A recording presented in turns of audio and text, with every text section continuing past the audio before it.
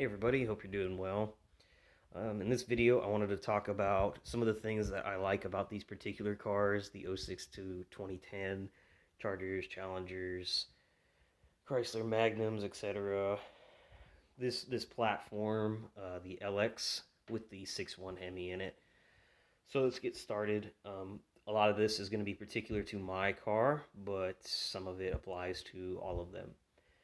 But the first thing will be the powertrain. So in this car, the '06 to 10s, the SRTs, you get a 6.1 Hemi, and you get the 5-speed NAG 1. NAG meaning new automatic gearbox generation 1. That came from Mercedes Benz. Now, that transmission, while it may be old, I believe it came out in '97 or so, the fact of the matter is, it may not shift the fastest, but it is incredibly reliable. I've seen some make it over to 170,000 miles without any maintenance done to them. So they're pretty solid. You will almost never hear of issues with them if you aren't doing stupid stuff. But they're pretty solid. Honestly, I've heard more problems with the engines than I have the actual trans.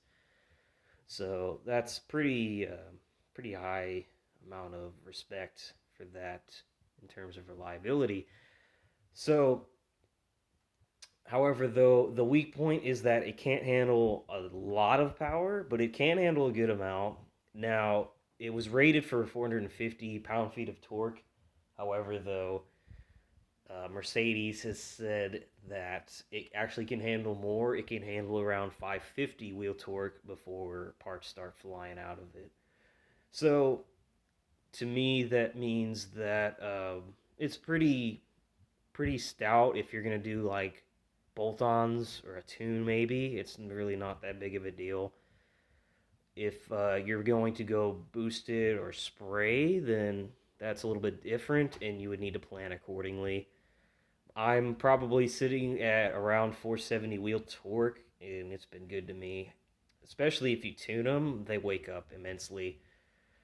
They do feel a bit sluggish, but they are definitely pretty confident, and they're not really slow, but they're not really fast either when it comes to shifting. Now, the engine itself, the 6.1, is awesome because it's more friendly to being built and modded. So these do not have MDS whatsoever in any of the 6.1s. So they are more friendly to cam swaps, top end overhauls, anything like that. They're generally going to be cheaper than the 6.4 or even 5.7s for that matter if they have MDS. The lifters are non MDS, so they don't do any of that. Generally, non MDS lifters are cheaper. So overall, it's attractive because it's cheaper to build. The engine in general is cheaper than a 6.4 if you want to pull one from a junkyard for that matter. So if you're more of the built not bought type, the 6.1 would probably be more of your cup of tea. The 6.4 is great to build, but you do got to spend a little bit more money on it to build it. So, to each their own. However, though, there's nothing wrong with getting a 6.1. They are insanely reliable and respond well to mods just like any other V8 and are relatively cheaper than the new Hemis. Um, I've never really heard of catastrophic failures of any of these engines. The lifters have failed in some of them, but it's very rare. It's more so in the MDS equipped cars. So, honestly, as long as you're good on your maintenance, I don't see you having too much of an issue. And if you do, non MDS lifters are usually cheaper, anyways. So, and then at that point, might as well cam swap. So, in that respect, building it is quite a bit cheaper and more attractive in these platforms.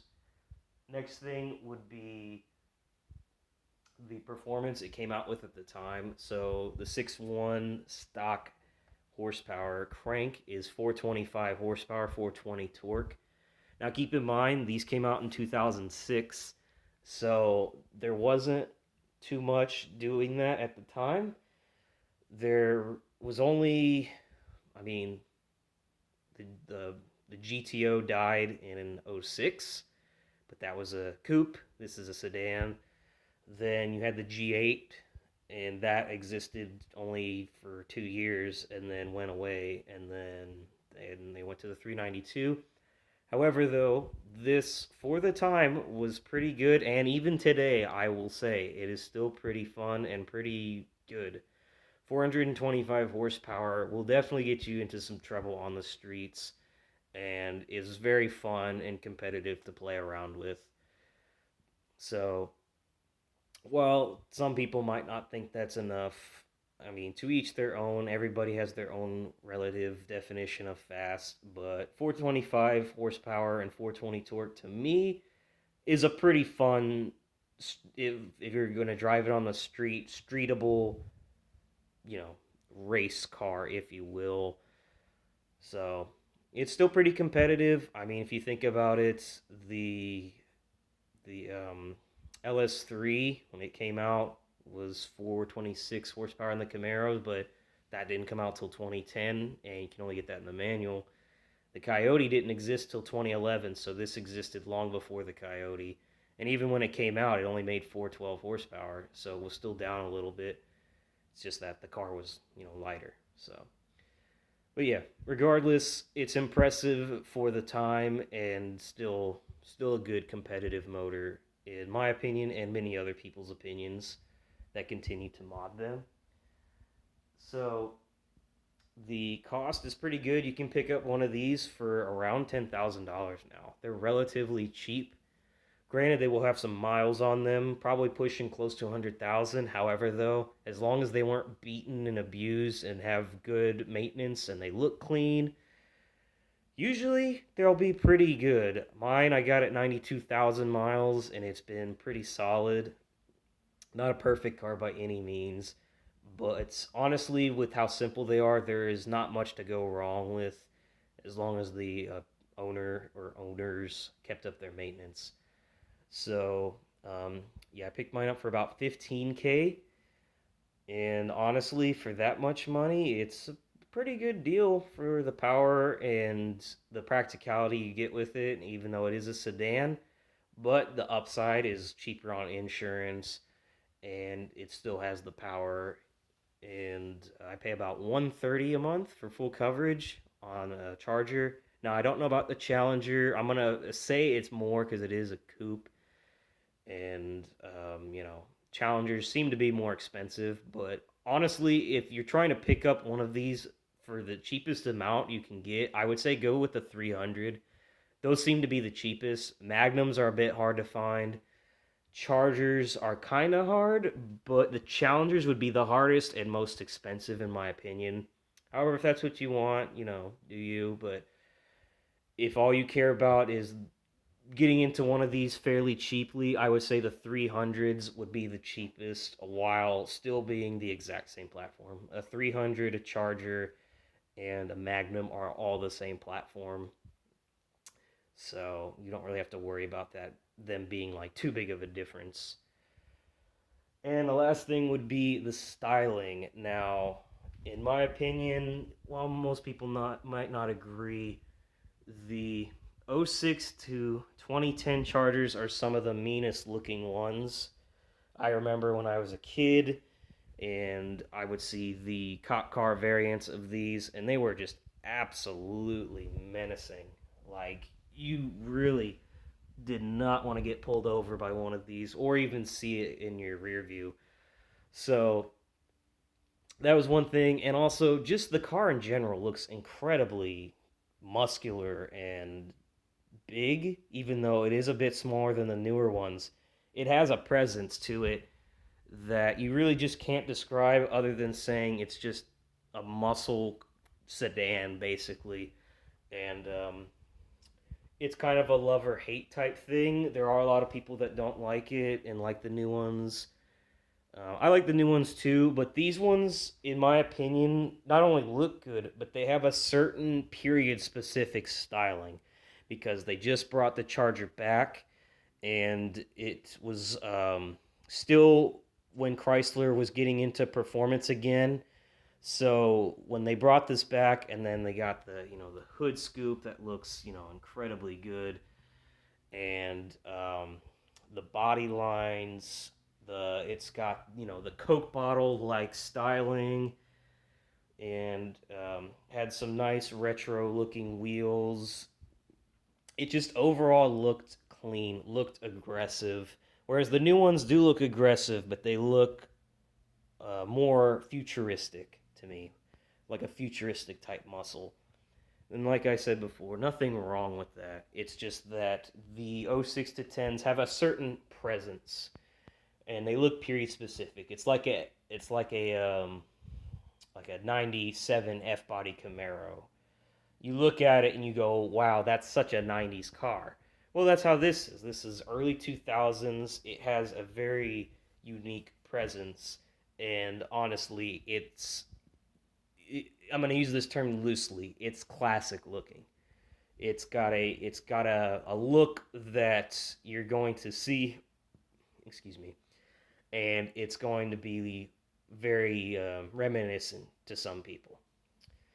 And I think that people will be able to resonate and identify with that if you're, a millennial or even younger. So, anyways, that's my opinion on these cars. Um, Everybody has their own, but I just wanted to go over some things. If you do happen to look upon buying one of these, if you have any questions, feel free to ask me, and I'll try to answer to the best of my abilities. But yeah, that's my take on the some of the good things about this car.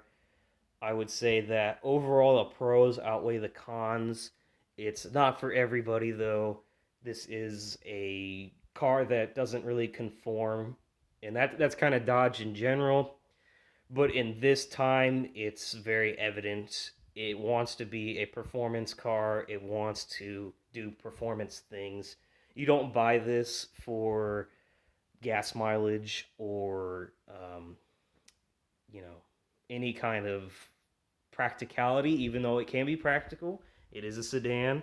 You can seat four comfortably. It comes with regular amenities that people use. Um, and even in this time, they had Bluetooth on the Uconnect. Well, I don't think it's called a Uconnect at this time, but they still had some pretty modern features that are used today on cars. So it can be practical, but the reason you buy one of these is for this right here, a nice solid transmission, and miles per gallon, basically. So yeah, appreciate you guys for watching. Hope you have a good rest of your day. Take care.